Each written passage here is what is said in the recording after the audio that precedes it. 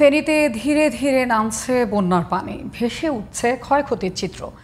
ফসল ও ঘরবাড়ি ক্ষতিগ্রস্ত হওয়ায় দিশেহারা বন্যা কবলিতরা। ক্ষতিগ্রস্তদের সহায়তা দেওয়ার পাশাপাশি প্রণোদনা দেবে প্রশাসন।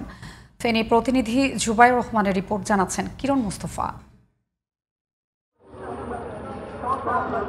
ভয়াবহ বন্যার এক বছর না যেতেই ফের বন্যা কবলিত ফেনীর জনপদ। টানা বর্ষণ ও পাহাড়ি ঢলে প্লাবিত হয় ফেনী সদর, পরশুরাম, ছাগলনাইয়া ও দাগনভূঞা উপজেলার অনেক জায়গা। পরশুরামে বন্যা পরিস্থিতির খানিকটা উন্নতি হয়েছে। ধীরে পানি নামছে সদর, ছাগলনাইয়া ও দাগনভূঞায়। খাবার ও সুপেয় পানির সংকটে বানভাসী মানুষ।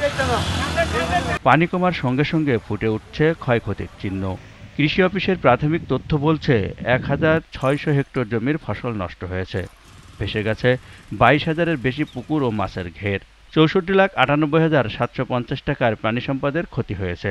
স্বাভাবিক জীবনে ফিরতে সহায়তার দাবি ক্ষতিগ্রস্তদের।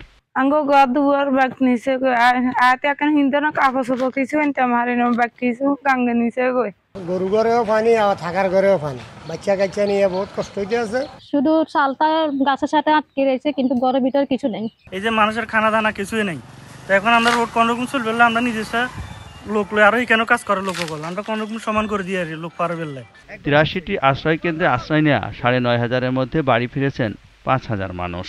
দুর্গতদের সহায়তায় কাজ করছে স্বেচ্ছাসেবক দল।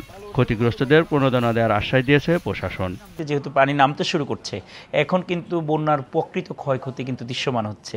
সেটিও আমরা ক্ষয়ক্ষতি নিরূপণ করে যারা ক্ষতিগ্রস্ত রয়েছেন তাদেরকে জেলা প্রশাসনের পক্ষ থেকে তাদেরকে পর্যাপ্ত সহায়তা দেওয়া হবে। ত্রাণ সহায়তা নয়, জানমালের ক্ষয়ক্ষতি থেকে রক্ষায় স্থায়ী বাঁধ চান ফেনীবাসী। কিরণ মুস্তফা, জিটিভি নিউজ।